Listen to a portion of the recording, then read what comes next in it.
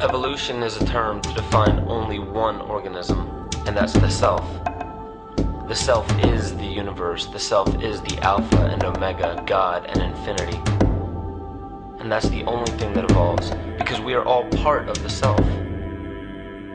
Nothing goes through an evolutionary process alone, or without direct benefit to the whole.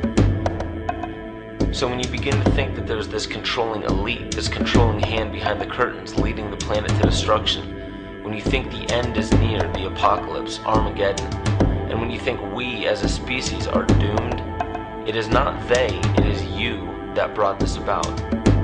And for a very good reason. You are evolving. Stop blaming everybody and everything else. Quit panicking about global tyranny and natural disaster and pay attention. Because the world is telling you something, is telling you exactly what is wrong with you and how to fix it.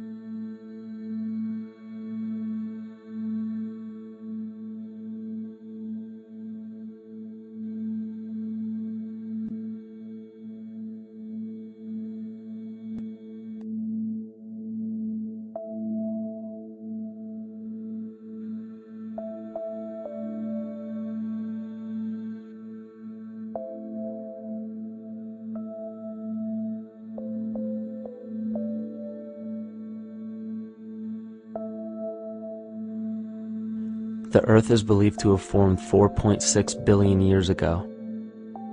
Within the first 150 million years, it began cooling and releasing gases from the lithosphere, which created the earliest forms of the Earth's atmosphere. Prior to the creation of this atmosphere, the sun's ultraviolet radiation made for uninhabitable conditions. But as the Earth cooled further, water condensed in the atmosphere and oxygen accumulated, making way for organic compounds. This spawned single-celled organisms and then plant life. And down through time, the evolutionary chain continued. And then we arrive at a species that does not seem to fit as well as the rest. Homo sapiens' gestation period of 9 months mimics the 3.8 billion year evolution of all life on Earth. The human embryo repeats the evolution of all species. When the sperm and egg unite, this new creation is a single-celled organism. Within hours, this single cell divides and multiplies more rapidly than any other species. 4 weeks later, the embryo begins to develop gills mimicking aquatic life. A few weeks later, it develops lungs and a tail with reptilian appearance. From there, a mammal is recognizable, and then onto a primate form. It then sheds its laguna, which is the embryonic fur, and at last shows the characteristics of a human child. The human body is a community of approximately 50 trillion cells. Everything the body does, the cell does as well. Cells have respiratory and excretory systems. They feed, feel, think, and communicate with other cells. Trillions of cells make up a single organism called the human body, and billions of human bodies help make up the organism we call Earth. The Earth has more similarities with the human anatomy than you may think. Earth has its own electromagnetic generation, just like the human body. Research has found that a direct current of electricity flows through perineural cells found around every nerve in the body. These pathways are called energy meridians and have been used in the practice of acupuncture for at least 2,000 years. Dating even farther back is the notion of dragon paths or ley lines in which many megalithic structures and stone monuments were erected, marking the energy meridians of the Earth. These energy meridians are generated by the resonant frequencies of the Earth, called the Schumann waves. Each planetary body has its own resonant frequencies and is determined by the circumference and diameter as well as the speed of orbit and rotation. The Earth's resonant frequency starts at 7.83 Hz and ends with the 7th harmonic at 43.2 Hz, correlating with the 7 chakras. Ultimately, the greatest discovery of our Earth is its consciousness. A visible attribute of consciousness is an energetic field that governs the shaping of organisms. Morphogenesis is a scientific term to explain this very shaping of tissues, organs, and entire organisms. Consciousness is the creative force of the entire universe. It has been given many names such as God, Yahweh, Krishna, nature, the field, and divinity. The entire universe is in fact a single living, conscious organism with complete awareness of itself. The reason why it may seem difficult to comprehend this is because our understanding is typically limited by our language. When we hear the term conscious organism, we tend to anthropomorphize its definition. By giving it human qualities, we mistakenly look past what an organism truly is in the first place. The definition of an organism is any living thing capable of response to stimuli, reproduction, growth and development, and maintenance of homeostasis as a stable whole. Our universe does all of these things. The consciousness of our universe is responsible for the form and purpose that all matter assumes. The Earth's resonant frequencies are a result of its form. These frequencies are responsible for biological rhythms, such as menstrual and circadian cycles, as well as behavioral and emotional patterns. The frequencies are then picked up by the flora and fauna, which are biological instruments that respond to the wave patterns. The wave patterns resonate in the cranial structure of our head and converge in the center of our brain, which is where we find the pineal gland. The pineal gland is believed in many cultures to be the spiritual third eye responsible for intuition. Descartes called it the seat of the soul where mind and body meet. Each individual cell in our body receives an electromagnetic impulse from our central nervous system. They receive the very same impulse that was disseminated to every biological instrument from the Earth. An explanation of our conscious universe has been attempted by religion, science, and philosophy. The neglect of biological nature from any organism causes illness. A divorce from nature, exile from Eden, confounding of tongues. They are all symptoms, not of a biblical God or deity, but the true self. The greatest and only threat to ourselves is a loss of self, the death of our divinity. As we barrel through history with oceans of information, yet barely a drop of wisdom, we have to understand how we lost ourself.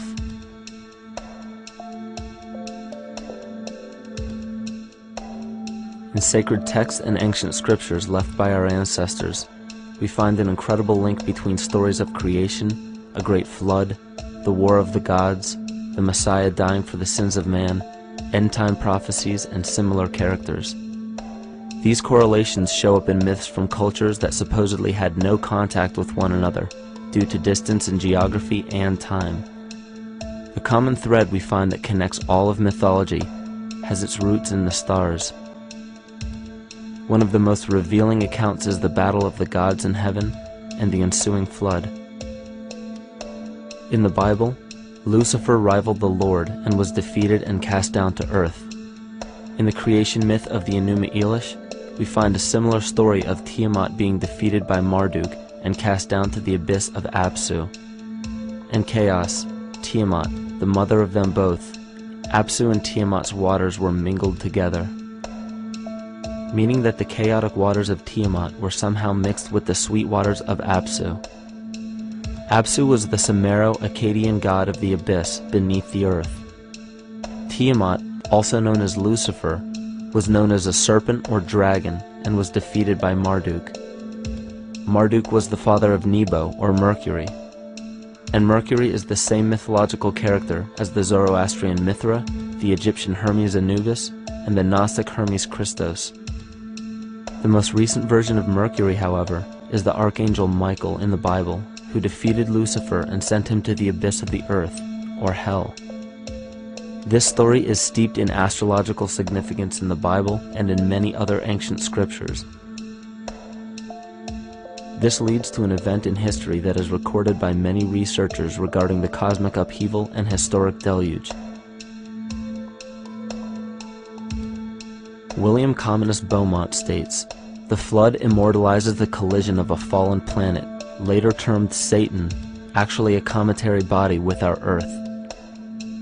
Consider what this reveals.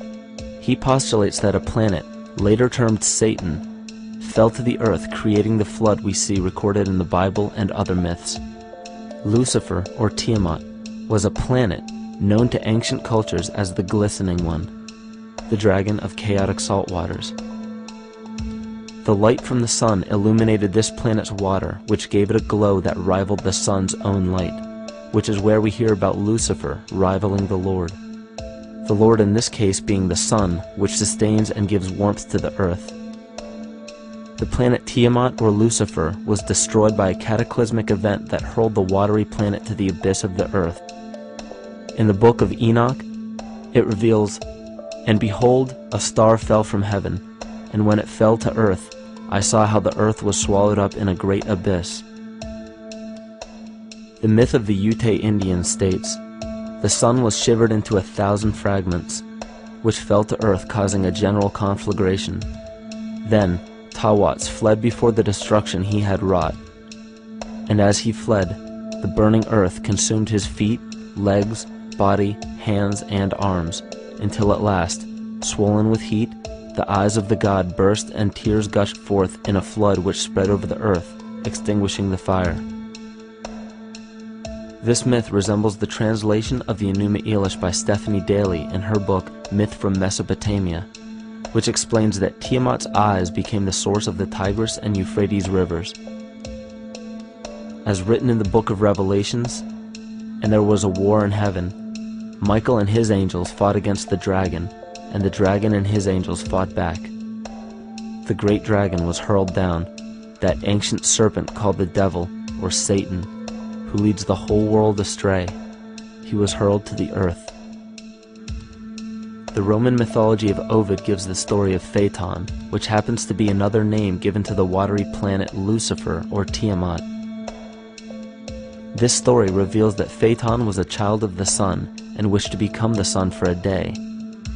Phaeton attempted this feat, and eventually Jove, who is also known as Marduk, destroyed Phaeton, sending him crashing to the earth in flames and put out by a tremendous flood of water from a river unseen before. The common theme we notice here is that of a saltwater planet, the great dragon, Lucifer, Tiamat, or Phaeton, was defeated and fell to the earth, and now dwells in the abyss known as hell, giving us the outline of the story of Lucifer rising up against the Lord and being defeated and banished to rule the underworld. As we know, however, an outline is but a shell of a story. The inner meaning, the spirit of the myth, comes with a deeper understanding of the essence of each planet, not just the physical planet, but the conscious core, because we know now that the proportions and velocity of a planet gives them their own characteristic frequencies, which govern biological and behavioral patterns. These planets reflect the archetypal psychology of man. In ancient times, probably the most important field of research was the study of the heavens. Galactic bodies and their movement through the sky were known to be symbolic of the inner faculties within human consciousness. Within all organisms, outdated science has only explained the physical world measured by our five senses. Only in esoteric religions, mysticism, and quantum fields of science are we to find any attempt at explaining where thoughts and emotions fit into the sense-perceptible world. We also understand now that humanity is a community of cells within the organism of the Earth. The Earth, therefore, is a higher organism that shapes our form and function. This higher organism and all other planetary bodies are governed by consciousness, just as we individual humans are. Therefore, the Newtonian belief that galactic bodies are nothing more than lifeless forms floating in space is tantamount to claiming that we humans are nothing more than a composite of elements in motion. We know that this is untrue because we feel, we think, and furthermore we see the result of our consciousness creating what we call life. Plato wrote, "This world is indeed a living being, endowed with a soul and intelligence, a single visible living entity containing all other living entities, which by their nature are all related." Furthermore, the cosmos is a single living creature which contains all living creatures within it. And in an article out of the Sufi journal, the author writes, "The world is a living spiritual being. This was understood by the ancient philosophers and the alchemists who referred to the spiritual essence of the world as the anima mundi, the soul of the world." In scriptures, we hear of the claim that angels guide the inner soulful actions of people, or that the gods wield influence over man. Most ancient spiritual and scientific teachings held the belief that the hierarchies of the gods, angels, archangels, archai, all the way down to the cherubim and the seraphim, are the hierarchies within the human psyche. In this way, we must understand that when the whole of ancient myths and sacred scriptures speak of spiritual influence from a higher being, they were speaking of archetypal forces that are inherent within us, not an influence from an external source. This is where we begin to see the relevance of astrology as an ancient form of science that resurfaced in the 19th and 20th centuries under the name of psychology. Friedrich Nietzsche even stated, "As long as you still experience the stars as something above you, you still lack a viewpoint of knowledge." This is astropsychology and maps the inner faculties of the psyche. In pre-Christian times, there were schools known today as the mystery schools or the mystery religions. The messages encoded in the scriptures and ancient archaeology came from adepts of spiritual science. The intent was to teach the initiates the deeper meaning of these myths. What became later termed as Lucifer, Satan, or the devil was representative of the ego which rivals the Lord, the representative of the self. The true self is the epicenter of a person's entire being. It is the total sum of everything that we are. The false ego, on the other hand, is the idea and concept we create about ourselves in the course of our lives, which typically excludes any qualities we don't wish to accept about ourselves. However, humanity has been endowed with the freedom to choose either to obey the true self or to give in to the temptation of the vanity and materialism of the false ego. This is the most notable trait that separates man from animal. Our freedom of choice. The choice to follow our concepts and ideals or our natural impulses. The choice to sustain nature or to destroy it.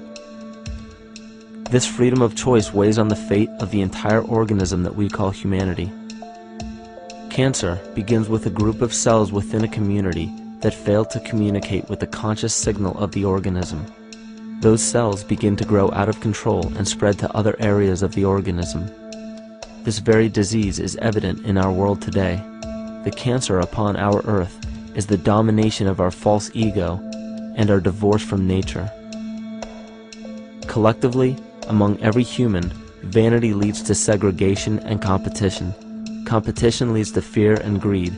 Greed leads to deceit and immorality. And immorality is the breeding ground for illness, waging war on our earth. Every act of hatred and destructiveness in our world begins with self-hate and self-destructiveness. And it all begins with a breakdown in communication.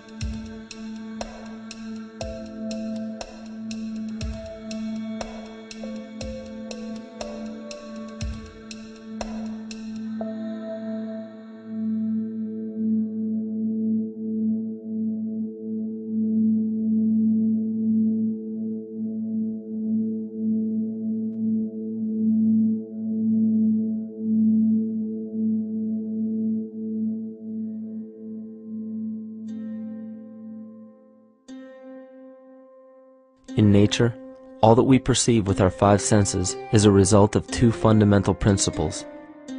Everything in existence is made of a relationship between vibration and matter. Vibration is a masculine creative force countered by matter, which is a feminine receptive force. Thus begins the principle of duality. We see this duality in ancient myths and philosophies, yet only those philosophies and scriptures that were perverted and raped of the original meaning gave the impression that one polarity was good while the other was evil. The original sages, adepts, and shamans taught that both are necessary, and one would not exist without the other. These two important principles come together to form all things in the universe. This is Kymatica. Even language, logos, the communication of any and all things in nature, depends upon this principle. Pete Peterson, in his works Cymatics, The Science of the Future, stated that nature shows examples of Kymatica in everything. This phenomena is found to be one of the prime forces that moves biological evolution along its path. Dan Winter reproduced an experiment to prove that the ancient languages of Hebrew and Sanskrit, when spoken, create a vibratory frequency that moved matter into sacred geometrical patterns. Upon further investigation, Hebrew, Sanskrit, Aramaic, Arabic, and other elder dialects have older roots in a parent language of Gaelic and quite possibly an even earlier origin. In Swami Murugesu's The Science of Mantra, he claimed that when a person chanted specific words in Sanskrit while filming a burning candle, the intensity as well as the color of the flame would change due to the frequency that the word would emit. This same science has been shown to lower and raise blood pressure. And in his own words, certain sounds can affect their circulation and nervous system. Whatever change such vibrations cause extends to the mind of a person and also to the surrounding atmosphere, causing warmth or coolness. All this can be known by study and shown by practice. This rediscovered knowledge of the science of sound shows that sound is something more than mere vibratory signals. Not only does sound interact with life, but it sustains and develops it. It acts as a conduit of conscious intent between people, societies, and entire civilizations. Yet the psychic illness we endure due to the domination of our false ego is reflected in the collective. Our psychological schism has shut us off from communicating correctly with our inner self, which is exactly how cancer cells within the body operate. In the collective, we have created a language barrier between humanity and the rest of nature, acting as a global cancer. Recorded in history, the efficacy of the ancient languages has been severely uprooted. The alphanumeric translation from Hebrew to English shows a complete reversal of the two languages, giving the cymatic effect unnatural results. Dr. Leonard Horowitz stated in his work on DNA, 1/3 of the sensory motor cortex of the brain is devoted to the tongue, oral cavity, the lips, and speech. In other words, oral frequency emissions spoken or sung exert powerful control over life, vibrating genes that influence total well-being and even evolution of the species. A degradation of language in this case is shown to affect biology. If something as basic and important as language can be degraded and devalued to such a degree, yet never questioned, what else might we be missing? Think of an aspect of your life that dictates the limits of your freedom. Government and law enforcement, insurance and pharmaceutical companies, taxes, building permits, driver's licenses, and more. There are hundreds if not thousands of stipulations, regulations, and boundaries on our freedom. And out of the ones that were just mentioned, how many have you researched to find out whether they apply to you or not? Let's look at the forms of law that we currently acquiesce to.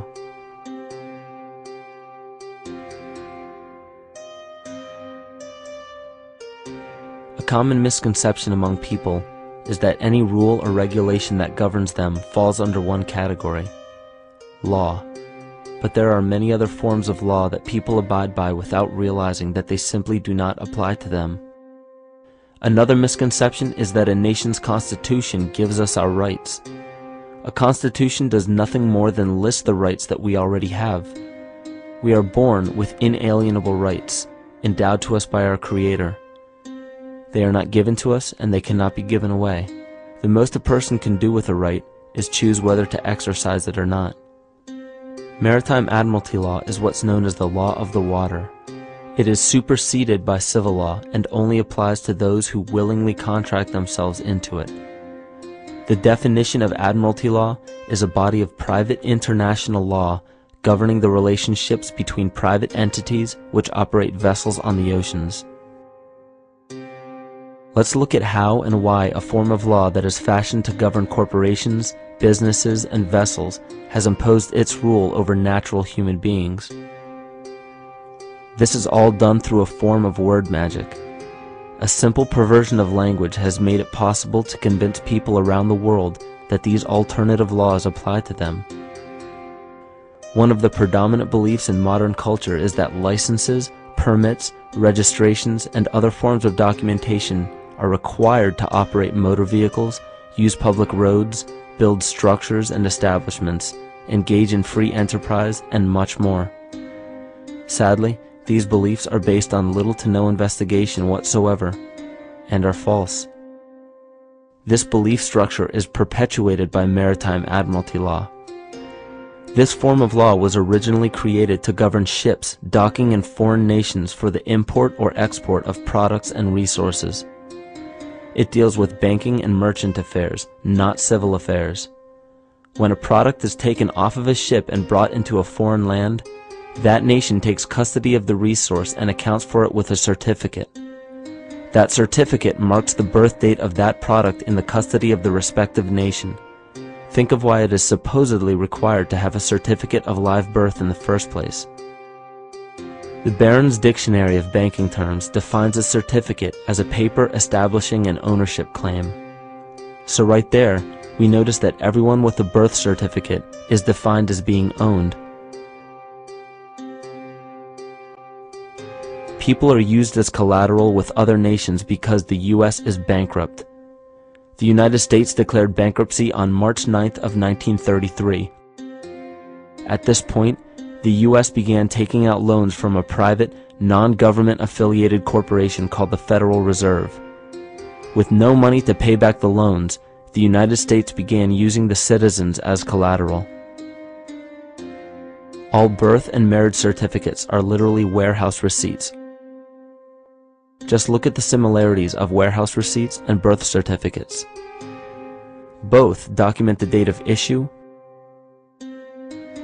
a serial number, registration number or receipt number, a description of the product, and an authorized informant to notify the appropriate government agency. With all of this information being readily available, the majority of people are unaware of their involvement with maritime admiralty law. This is possible through the manipulation of language. This admiralty law changed the meaning of the word person from a natural living person to a corporation. Driver's licenses, vehicle registrations, auto insurance forms, building permits, gun permits, work permits, tax filing documents, birth and death certificates, traffic citations, and many other forms of documentation that were once believed to be absolutely necessary only apply to persons or corporations. Upon signing such a legal document, you are indirectly waiving your rights under the Constitution and lowering your status to that of a corporation that is created with the same exact name as you. The only way to reconcile your true name from the name of the corporation is to take notice that the corporation has its name in all capital letters. This is known as capitis diminutia maxima. You may take notice that your driver's license, birth certificate, social security card, insurance cards, and more use all capital letters to legally represent the corporation with your name, not you. The corporation is known as an artificial person, whereas you, the human being, are known as a natural person. This deception goes even deeper when it comes to the courts that we attend. When showing up to court, you will notice that there are seats for witnesses behind a wooden fence or barrier. The defendant must cross through the entrance to the other side of the barrier where the plaintiff and judge sit. This act symbolizes the boarding of a ship. At this time, business can be conducted in maritime admiralty law. The judge, acting as captain or banker, is responsible for settling the balance between the two sides. This is why there is always a monetary value involved in any court case. The captain is simply dealing with banking and merchant disputes. Once the balance is paid, the case is closed. To turn the court case away from admiralty law where your rights are not protected, you must avoid agreeing to represent the artificial person. This is done by stating that you are the natural person. You don't have a first or last name because those imply corporate title. In a court case, you may state that the court takes judicial notice of your honor's oath of office. Every judge must take an oath of office to practice law, yet you must make it clear to the court and the jury that the judge is acting as judge and not banker. Remember that you are a natural human being of the earth. You are not governed by anything but your own consciousness. Laws are created within a society. The society that created the laws we see being enforced today is called the Law Society. Yet the most beautiful part of this entire deception is the fact that we are not part of the Law Society, so their laws do not apply to us. Judges, lawyers, and law enforcement officers, they're all part of a society. Within that society, they've created their own language that's deceptively similar to English. They have these little things called statutes, acts, and regulations that seem like laws, but they really only apply to those within their society. So that basically means all the traffic violations, minimum age requirements, and everything except for damage to another person or their property doesn't really apply to the natural person. Laws only apply to those within the Law Society. The game being played is an illusion. You can simply choose to open your eyes and reclaim the freedom that you were born with, bound by nothing but the limits of your imagination. These are just a few examples of assuring that your rights are being protected. By far, the most important line of defense against this deception is to be aware of the perversion of language, and be absolutely aware of how you form your beliefs and concepts.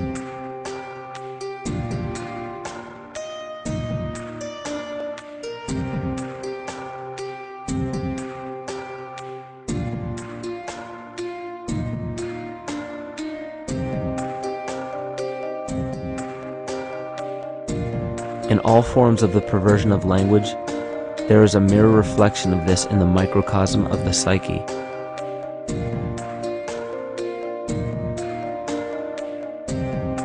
And the problem I see with humanity today is we don't truly know ourselves anymore. We have the 9-to-5 job, we have the house, the children, the bills, the television, the hobbies, and the errands that we run every single day, and we eventually begin to believe that this is who we are. But who are we beneath the job title, beneath the status of mother or father, theist or atheist, Republican or Democrat, black or white, man or woman? Who are we?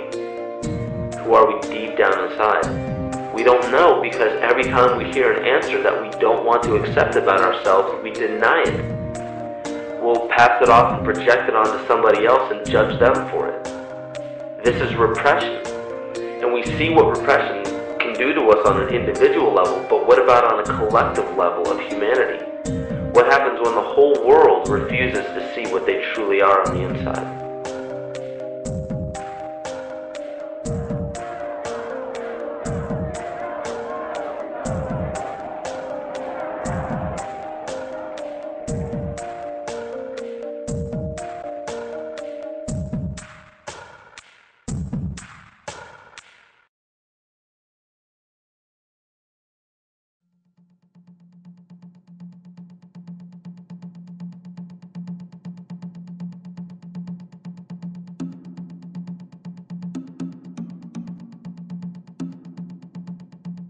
Carl Jung discovered that there is a collective unconscious connected to all humans, meaning that the whole of humanity shares a single mind with one another.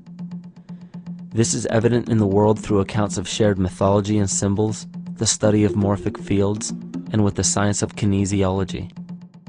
This collectivity is a global example of the unconscious mind of the human body, in which trillions of cells share a similar signal. This parasite, called our false ego, requires a continuous flow of sustenance to survive. Food, fuel, and any other form of sustenance is energy. Human consciousness is an electromagnetic field of energy. When this potential energy is utilized, it then releases kinetic energy, which is used to perpetuate the false ego. This scenario occurs in the smallest parasitic organisms, all the way to a collective organism called humanity. A parasite will release chemicals that cause the host to crave the sustenance that the parasite needs to survive. As long as the host is unaware, it will keep feeding the parasite and starving itself. In a similar way, Wilhelm Reich stated that whole societies suffer from a psychosis caused by starving our organic biological impulses. He states that sexual suppression supports the power of the church, which has sunk very deep roots into the exploited masses by means of sexual anxiety and guilt. It engenders timidity towards authority and binds children to their parents. This results in adult subservience to state authority and to capitalistic exploitation. It paralyzes the intellectual critical powers of the oppressed masses because it consumes the greater part of biological energy. Finally, it paralyzes the resolute development of creative forces and renders impossible the achievement of all aspirations for human freedom. In this way, the prevailing economic system, in which single individuals can easily rule entire masses, becomes rooted in the psychic structures of the oppressed themselves. What Reich was showing in this powerful quote is that on a collective level, the suppression of a natural function, whether biological, spiritual, or emotional, will result in an abnormal reaction, a psychic disease. This illness or disease is reflected into the masses through a collective unconscious and acts as an epidemic. Humanity is plagued with an incapacity for freedom, meaning that people en masse lack the ability to govern themselves on a psychic level, and this manifests in the macrocosm as government and organized religious powers, thus opening the throne, our national and individual throne, to anyone and anything.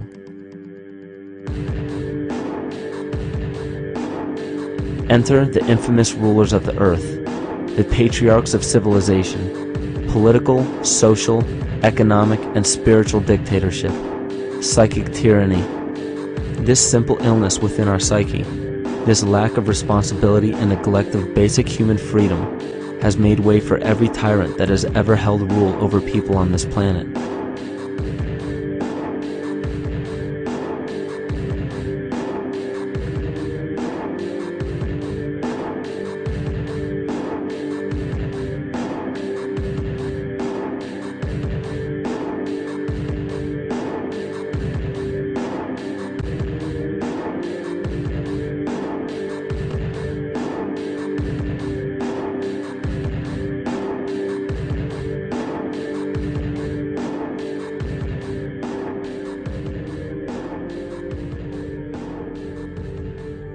But these oppressive tyrants that are demonized by the masses are no different than us. In fact, they are one with us. In the book The Prophet by Khalil Gibran, he poetically states, "I say, as the holy and the righteous cannot rise beyond the highest which is in each of you, so the wicked and the weak cannot fall lower than the lowest which is in you also." Every one of us has the capability to commit the most horrifying sin or show the most beautiful compassion to our fellow man. This is the very definition of an illness within the psyche and soul of man.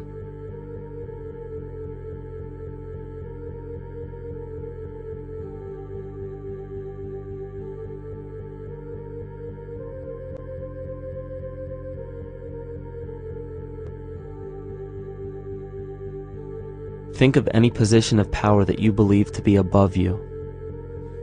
Royal families, government leaders, the United Nations, financial organizations, corporate monopolies, and media juggernauts. These are all facets of our false ego. They are the physical advent of our own sickness. They require our conscious participation, our conscious energy to survive. Because without our cooperation, without supplying them with the sustenance of complicity, they starve. Their very nature depends on our desire to be ruled, and a typical symptom of the illness among humanity today is our continuous denial of our illness. Repression. We consistently repress those qualities we choose not to accept about ourselves.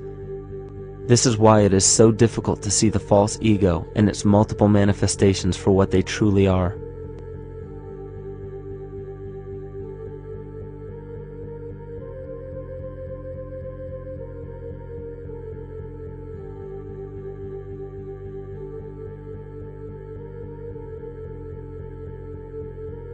This is the very nature of the false ego. It acts as a red herring to distract us from the freedom we truly have. For this psychic parasite to survive, it must supply us with a chemical that will cause us to remain dependent upon it. In this case, the sustenance is our conscious energy. And in order for us to feed it to the parasite, the chemical of fear causes humanity to crave protection and defense.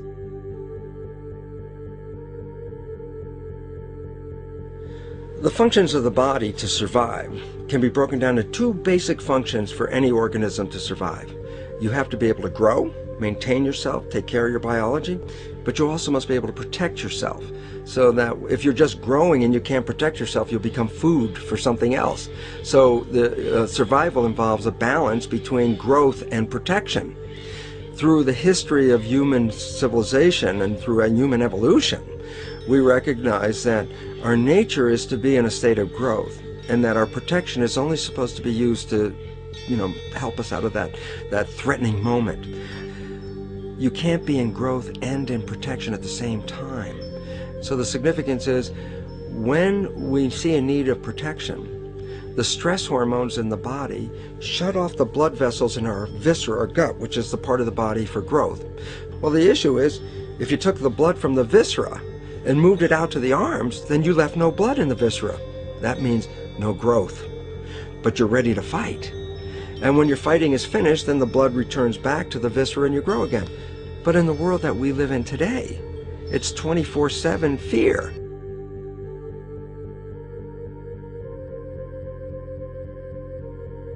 So we have a continuous dripping of that stress hormone into the body. It's just dripping all the time, getting us ready to run or fight or flight at any moment at the drop of a hat. We're ready to go because we're on guard.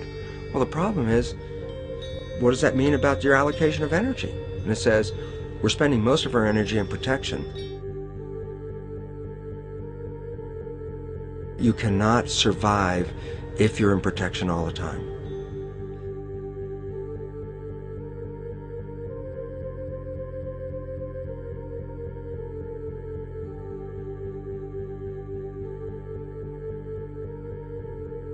And if the parasite can control the nature of the fear, it can then create a fear among us that only it can defend us against. A recent physical manifestation of this comes from Zbigniew Brzezinski, former Secretary of State who also supported President Barack Obama. In his book, The Grand Chessboard, he states, as America becomes an increasingly multicultural society, it may find it more difficult to fashion a consensus of foreign policy issues, except in the circumstance of a truly massive and widely perceived direct external threat. Even the Reichsfuhrer of the Nazi Party, Hermann Göring, sums up this game of supply and demand perfectly when he stated, "The people can always be brought to the bidding of the leaders." That is easy. All you have to do is tell them they are being attacked and denounce the peacemakers for lack of patriotism and exposing the country to danger. It works the same in any country. It also works the same in every individual psyche. Just remember that the false ego has only one desire: to become greater and more powerful than the true self. This illness causes us to believe that we are separate from nature. This is why we see such a rise in the dependency of technology. This is why we see such little stewardship for the earth and the environment. And this is why we see bigotry, racism, sexism, and every other form of discrimination possible that leads to crime, violence, wars, and eventually, the global destruction of the organism. This endless state of fear, confusion, and segregation our world seems to live in is a symptom of the false ego creating a false threat.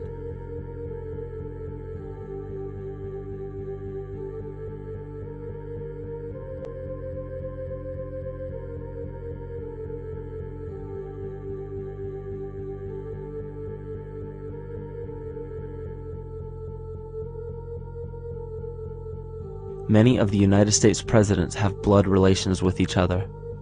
The Bush lineage has blood ties to a great number of former presidents. George Washington, Millard Fillmore, Franklin Pierce, Abraham Lincoln, Ulysses Grant, Rutherford Hayes, James Garfield, Grover Cleveland, Teddy Roosevelt, William Taft, Calvin Coolidge, Herbert Hoover, Franklin Roosevelt, Richard Nixon, and Gerald Ford. Michael Tessarion points out in his work that Bush is closely related to every European monarch on and off the throne, and has kinship with every member of Britain's royal family. Bush's family tree can be documented as far back as the early 15th century. He has a direct descent from Henry III and from Henry VIII's sister Mary Tudor. He is also descended from Charles II of England.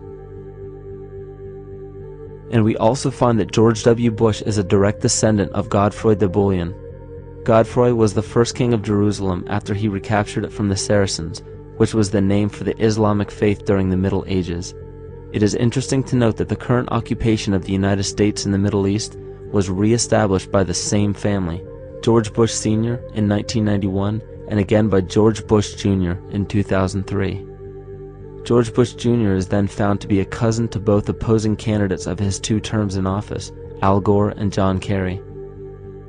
Democratic President Barack Obama also has blood ties with George W. Bush, as well as Gerald Ford, Lyndon Johnson, Harry Truman, James Madison, and the British Prime Minister Sir Winston Churchill. On the opposing side of the 2008 presidential ballot, John McCain is descended from Robert the Bruce, King William I of Scotland, and also Godfrey de Bouillon. Probably one of the most interesting facets of the bloodline relations is the fact that the whole British royal family has descent from the Muslim prophet Muhammad through the Arab kings of Seville. This bloodline was passed through the kings of Portugal, Castile, and eventually down to King Edward IV. And this is a very, very different story from what you hear the media pumping out every day, being this idea of lineal superiority. It's completely debunked according to the foremost authority of aristocratic lineage, Burke's peerage. And this just goes to show that there's the true story, and then there's the manufactured illusion, the front that's given to the public.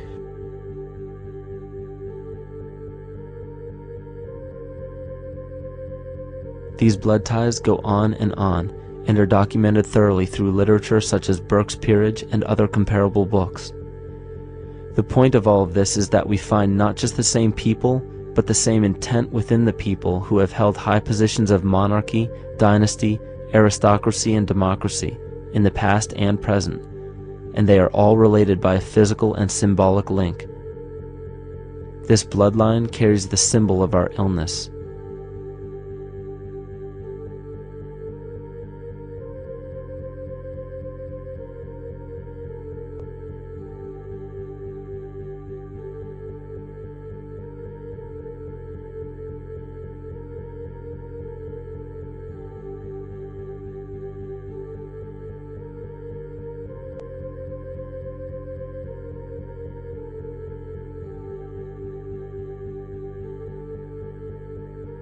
The symptoms of our psycho-spiritual illness are the wars, terrorist attacks, artificial or man-made disasters, and leader figures.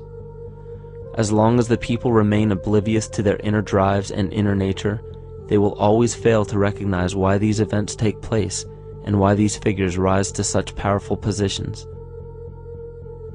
The reason why we have failed for thousands of years to conquer these archetypal rulers permanently is because for thousands of years we have been fighting the symptoms of an illness and not the root cause.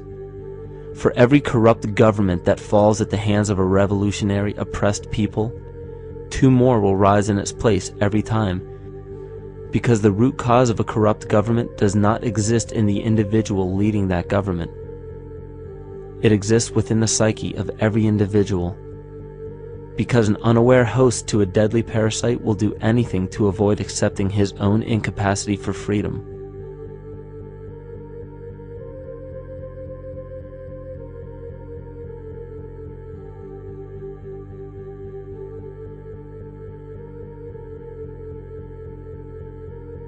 We are so bereft of sanity in this world that those few who simply stop projecting onto others and begin facing their own demons are seen as neurotic. An article written in the 1950s states that studies showed that individuals who had been isolated from their familiar social and cultural environment became neurotic. This shows that when those individuals had no object to identify their darker emotions with, they began to see these things in themselves, that which they refused to recognize before, and were unaware of why they appeared and how to cope. Facing our true inner self is virtually unknown in our world today. This is why no matter how many civilizations rise and fall, it is our collective consciousness that creates our governing apparatus, not individual people.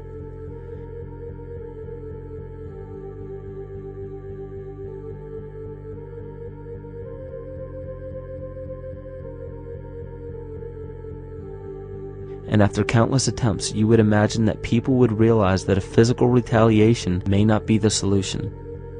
Yet here we are, thousands of years later, with technology that can clone DNA, vehicles that can break the sound barrier and probe the depths of space, and science that can overcome almost any sickness. Yet we still fail to take notice to the importance of thoughts and consciousness. This is the very definition of insanity. And every single one of us is responsible for this psychic epidemic, because we're killing the messenger and paying no attention to the message.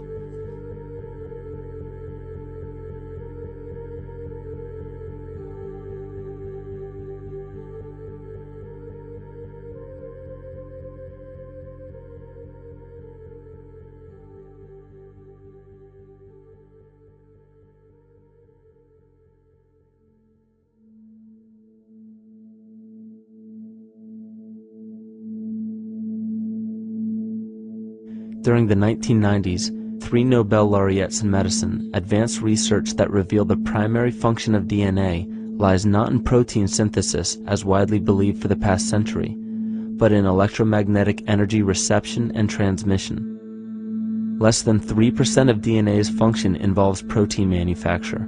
More than 90% functions in the realm of bioacoustic and bioelectric signaling. So why is it important to know that DNA functions in bioelectric signaling? HeartMath Institute has discovered the heart and brain maintain a continuous two-way dialogue, each influencing the other's functioning. Although it is not well known, the heart sends far more information to the brain than the brain sends to the heart, and the signals the heart sends to the brain can influence perception, emotional processing, and higher cognitive functions. The heart also generates the strongest rhythmic electromagnetic field in the body, and this actually can be measured in the brainwaves of people around us. We are quite literally an electromagnetic expression of our highest cognitive function. The behavior of electromagnetism is evident throughout the world as dualism. All matter contains a negative and positive charge, which means organisms are built upon this foundation. The natural homeostasis of any organism is a balance of both polarities. Furthermore, research on emotional energetics shows that the heart's field is a carrier of emotional information and a mediator of bioelectromagnetic communication within and outside the body. Research shows our heart's field changes distinctly as we experience different emotions.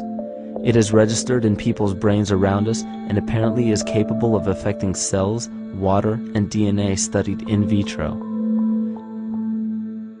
Fear. The chemical supplied by a collective parasite creates a distinct bioelectric signal given off by the host. This signal is disseminated to the organisms within our community and will grow outward through the entire organism unless it is counterbalanced by an opposing force. Dr. Fritz Alan Popp discovered that the cells in our body communicate through biophotons, which are tiny particles of light that are single units of an electromagnetic field. This communication system within our body also exists between people in what's known as morphic resonance. This was known by the shamans, sages, and adepts of antiquity. These teachings were commonplace in prehistoric cultures. It wasn't by sheer chance that artistic expression and rituals were the cornerstone of every ancient civilization. Art was used as a personal method to exercise the shadow content of the psyche and introduce it to the conscious mind. This was very literally viewed as psychic therapy. Ritual was based around astrological dates. As we've learned, the study of the stars and planets reflect our own astropsychology. The shamans would perform rituals on astrological dates that would correlate with a circadian rhythm or a psychological cycle. These rituals kept the human participants aware of their inner self and prevented the repression of psychological content. As long as people were facing their inner demons and accepting them as their own, they were not collectively projecting them into the physical world. If you bring forth what is within you, what you bring forth will save you. If you do not bring forth what is within you, what you do not bring forth will destroy you.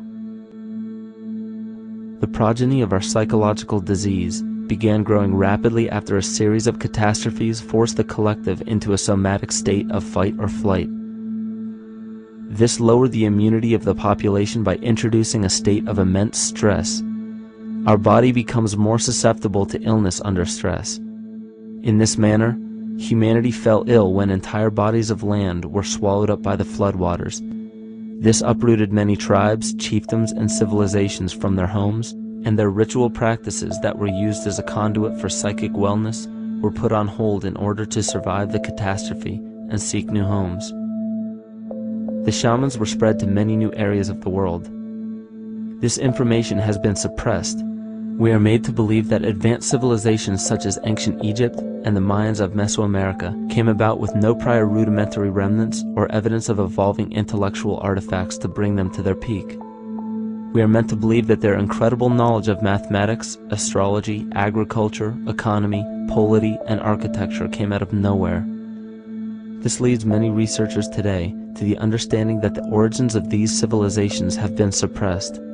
Not surprisingly, the force that has guided the suppression of this knowledge comes from the exact bloodline of the political and religious leaders stated previously. These are some of the notable book burnings and suppression of important texts in our history.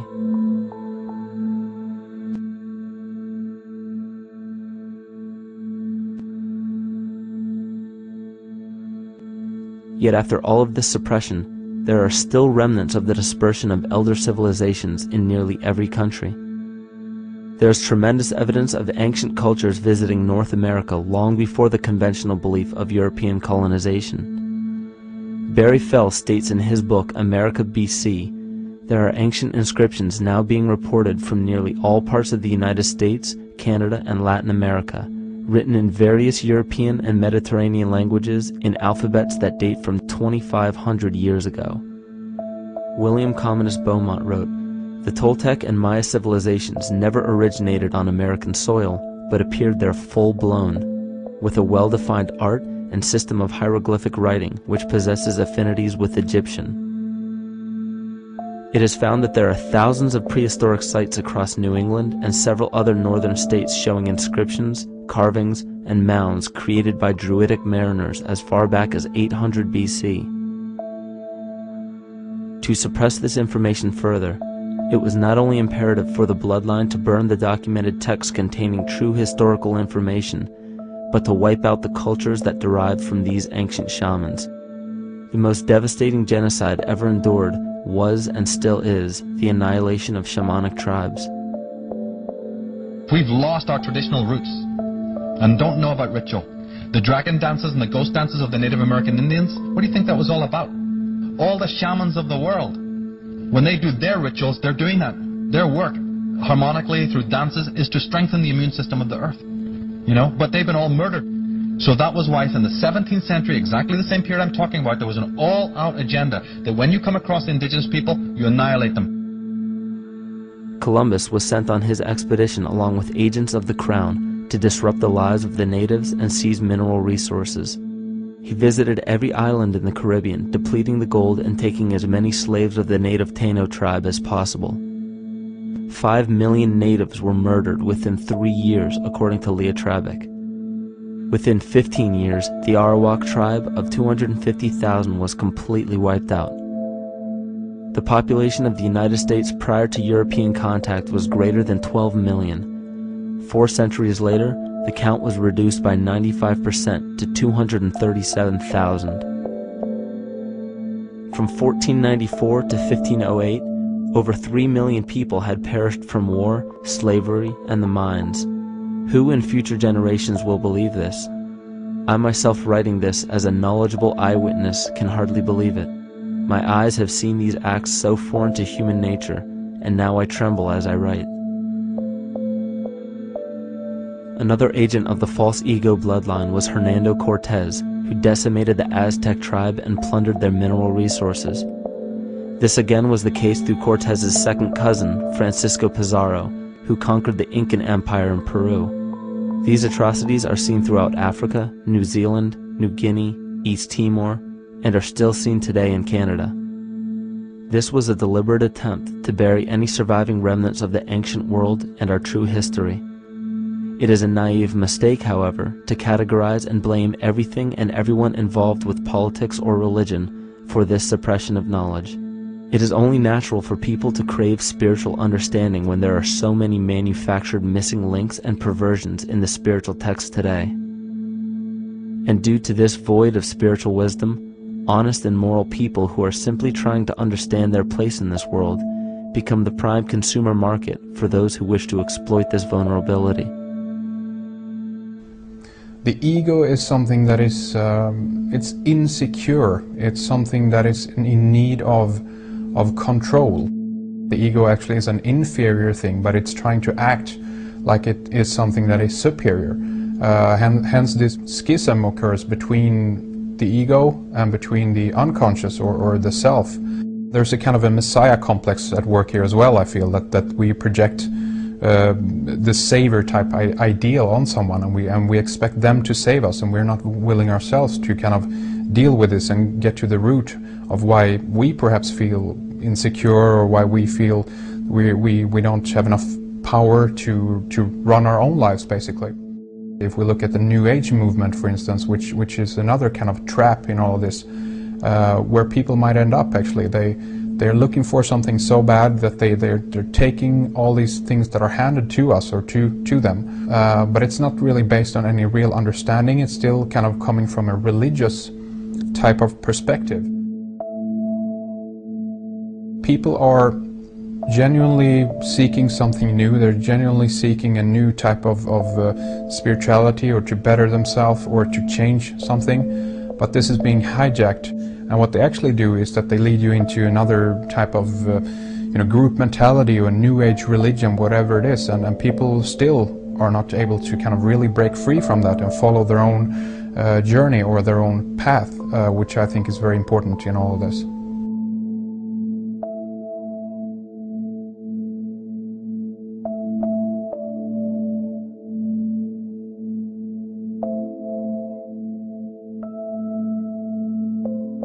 In the pre-Christian era, there were several cults of incredible power, most notably the stellar, solar, Saturnian, lunar, and mushroom cults. It is simple to see that worshippers of the lunar goddess comprised of the lunar cult. The worship of sun gods were indicative of the solar cults. The Saturnian cult, which consisted of Phoenicians and Canaanites, worshipped El or Eli. The biblical exodus of the Hebrews from Egypt showed that they entered Canaan and merged the lunar cult of Isis, the solar cult of Ra, and the Saturnian cult of El to form Isis, Ra, El. Israel. The old Israelitish cult and mythology, the Yahweh worship, the patriarchal legends, the sojourn in Egypt, and so on, are rooted in the religion of the sacred fungus, developed from the underlying fertility philosophy of the ancient Near East. The Jewish mitre, Muslim turbans, and military berets are derivations of the symbol of the mushroom cult. One of the first and most prominent, however, was the stellar cult, and a number of these ancient cults were created for shamanic purposes and earthly stewardship, yet some were taken over with different intentions. Just as you would imagine in any establishment of power, smaller cults formed within the main cults to worship individual deities. The cult of Mithras and the cult of Dionysus are two examples. You still today can see the Mithraic or Phrygian cap on the symbol of the seated Liberty Dollar, the coat of arms of many countries, the reverse side of the flag of Paraguay, the seal of the United States Senate, and even involved in the solar cult holiday that we now call Christmas. In the cult of Dionysus, many festivals were celebrated, such as the Greater Dionysia, celebrated in Athens around the spring equinox. The foremost event in this festival was the Thymelic contest, in which poets, musicians, and entertainers performed in an open-air theater. Musicians did not have to pay taxes, and members of the Artists Guild did not have to participate in military affairs. The cult of Dionysus is still alive to this day as the entertainment industry.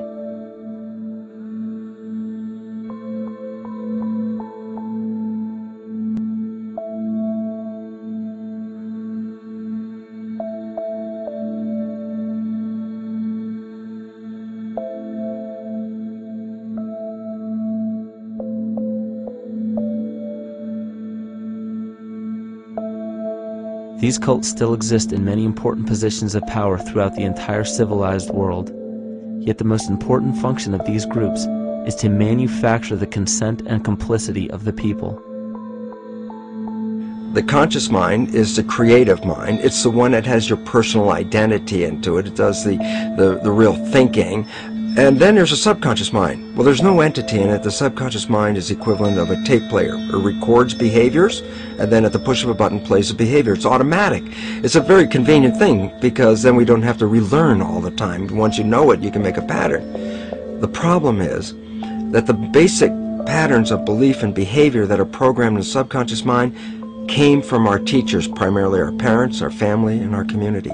So most people don't even understand how easily we're influenced by our environment. Every person that we encounter, every single situation that we're faced with, every little word that's said on television may not seem too influential to our conscious minds, but your unconscious is designed specifically to let every environmental signal influence you without your awareness. So the question is, are we leading conscious or unconscious lives? And now neuroscience has told us in the unfolding of our lives, only 5% of our life is controlled by our conscious mind, and 95% of the time controlled by the subconscious with programs from other people that were installed in there. And the problem is, it means when those programs are playing, we don't see them. And the skeptics will sit there and say, consciousness, archetypes, astrology? No. We create things with our hands, not our minds. Archetypes aren't physical. They can't influence me. But when you think of the fact that we're only conscious of this small little fraction of our behavior, what we don't realize is that entire countries, entire civilizations that think they're free and independent, but are unconsciously too afraid to be free and independent, they will beg to be governed. And if they can't do it themselves, who do you think will consciously or unconsciously take that responsibility? It usually ends up being that strong, masculine, animus archetypal figure. When we think we're in danger, we're not looking for our mother to nurture us. We want our father to protect us. And right on cue with the age of fear, this age of catastrophe, the age of this parasite, we see masculine domination.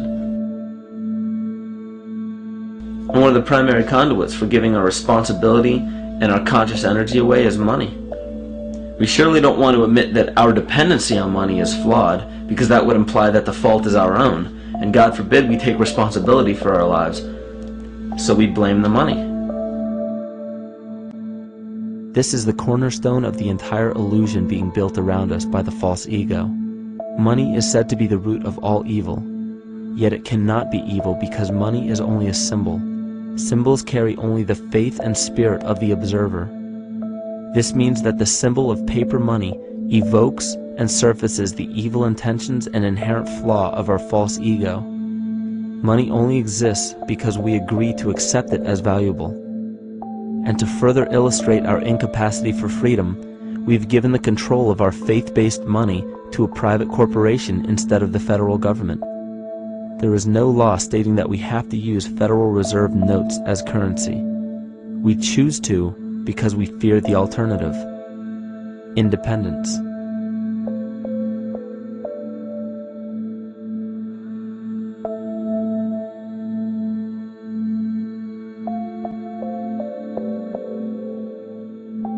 But it's not even really about money, it's about energy, because money is simply this material thing that allows billions of people to crave just one thing and put their energy into the same thing.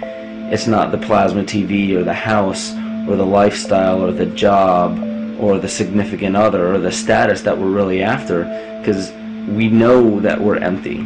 These people feel sadness and loneliness and void just like anybody else, and they either want to fill that void with materialism because they think that that'll make them feel better, or they want to sedate the void feeling with material possessions. So it all comes back to this feeling of having to put our dependency into an external source, something that we have absolutely no control over. What we're seeing right now is with all the competition of each other destroying each other, wars, competing for material existence, raping the planet and tearing it apart to get some pieces of it to hold in your hands and say you won the game.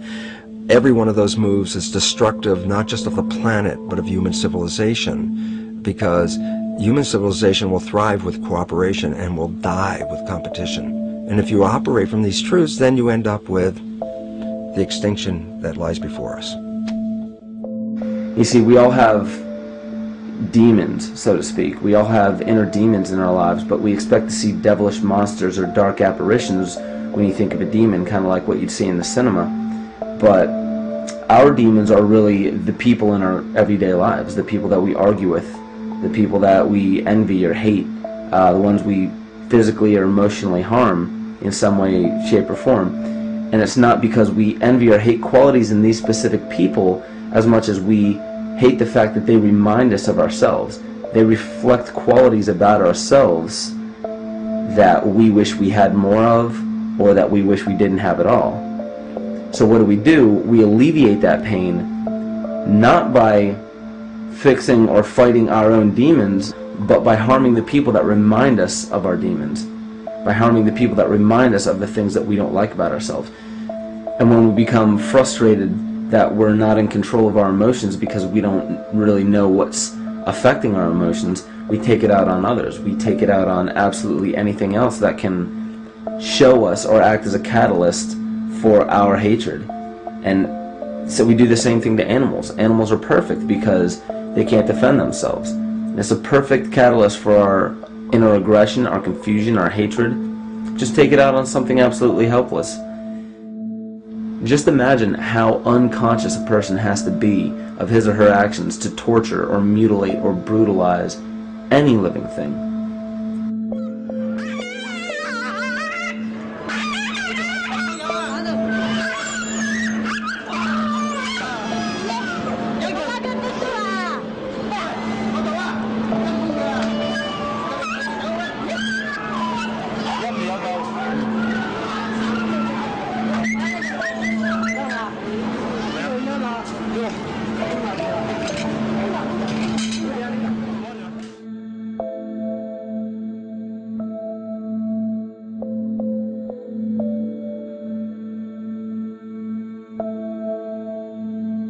The goat's down, and he'll be here, and we can. Ouch! Come on! Ooh, bit you. Look at his tail.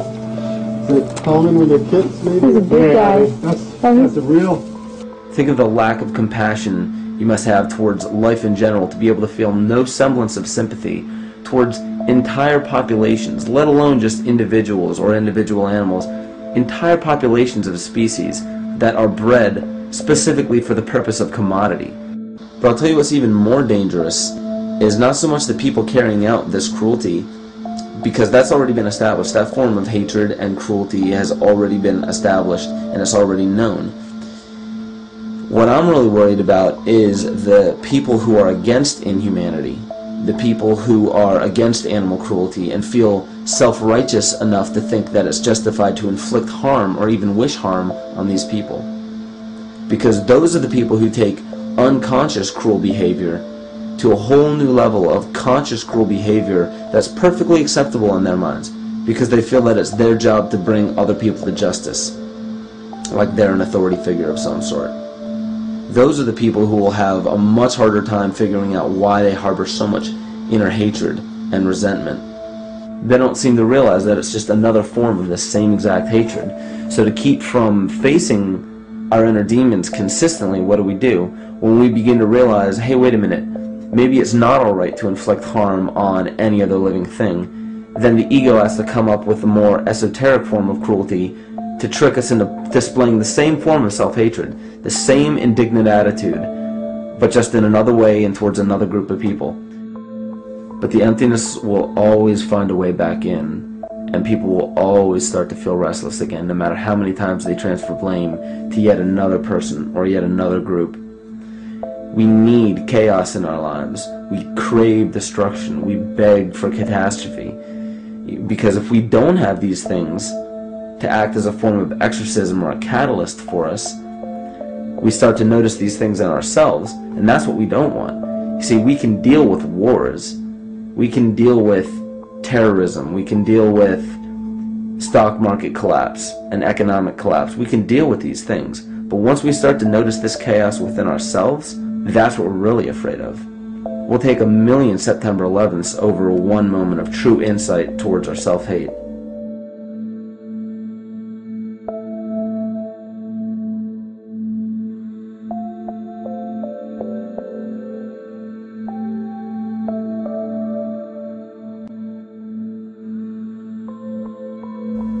And you know, the most interesting part of all of this is we encounter things every day, every single day, that we either accept with open arms or that we reject violently.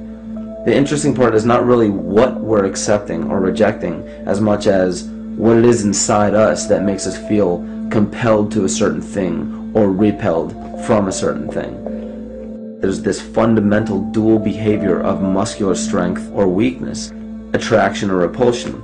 And what's interesting about this is when you realize that consciousness, awareness, that intangible essence that animates all matter into what we see around us as life, that is where you will find the origin of this dual behavior.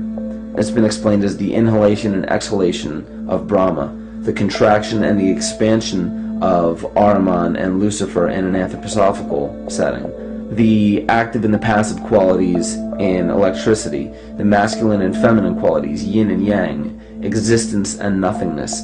These are all ways to explain the same behavioral process that begins with awareness. It begins with consciousness. And if you get rid of all the images and concepts in our minds of these sayings in your head and just try to feel the difference between the two polarities, you'll begin to notice that all of the different scenarios and possibilities that are playing out in the world all spawn from this common origin.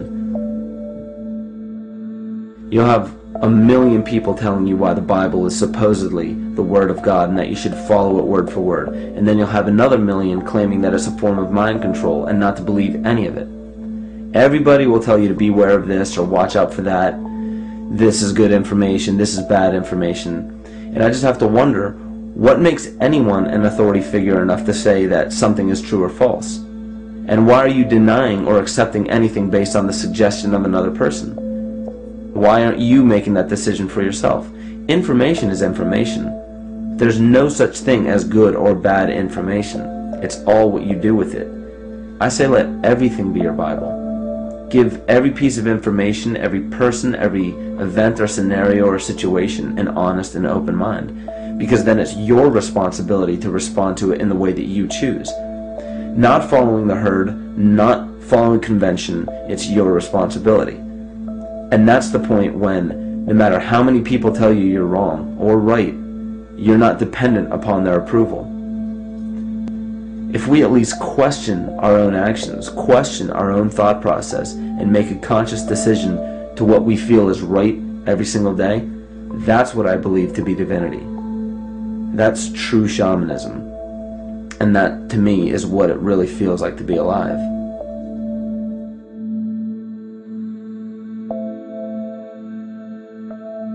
In this conscious, living universe, there are no laws of nature, just habits. There is nothing external to the universe to enforce a law upon it. The illusion of a fixed law of nature is only the result of there being no need for that habit to be broken. When habits need to be broken to ensure the survival of the organism, we see this event in nature and call it evolution. The collective mind shapes our evolution. And a great example of this is the experiment done by John Cairns in 1988. His team put lactose-intolerant cells in an environment with only lactose for food. Under a law of nature, every one of these lactose-intolerant cells would have died. But surprisingly, they all survived. Every one of them understood the problem that they were facing and replaced the defective lactase enzyme with a functioning one to utilize lactose for food. If a cell has the ability to decide how and when to evolve because it's facing extinction, then anything can. The existing beliefs are that a human body is a biochemical machine controlled by genes, and therefore the behavior, emotions, and character of our biology, our health, our lives, are controlled by genes which we don't control. So this is what we taught people. You're a victim. Genes control your life. You didn't pick them. You can't change them. The genes you end up with program what's going to happen. My experiments on stem cells, which I started in 1967, I'd isolate one stem cell, put it in a petri dish, and then it would divide every 10 hours. So I took all the cells, split them up into 3 groups, and then just put them in 3 petri dishes. And then I changed the growth medium, the constituents of the environment, in each of the 3 dishes. In one dish, the cells form bone. The second dish, they form muscle. And a third dish, they form fat cells. What controlled the fate of a cell? And the first thing you have to say is, oh wait, they were all genetically identical when they were put in a dish. So obviously the genes didn't control it because they all had the same genes. What was different was the environment. And all of a sudden in my career it said, oh my gosh, here I am teaching genes control life, and the cells are telling me genes respond to life.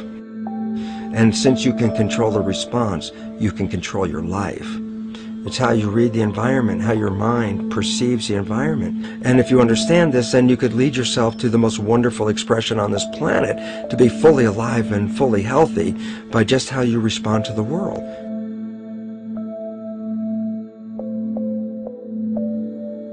In the face of financial collapse across the world, political and religious wars raging tirelessly, and an ever-growing feeling of being lost and void of meaning, there is a great amount of energy being pushed to the surface of the collective mind. Evolution does not come about gradually. It happens in spurts and fits, and comes about due to a tremendous need for the organism to survive. We are now at a point in history where we will choose. We will choose to become sovereign or remain dependent, to face our true self or continue fighting a ghost, to become well or allow this disease to grow, to live or to die. The choice is yours.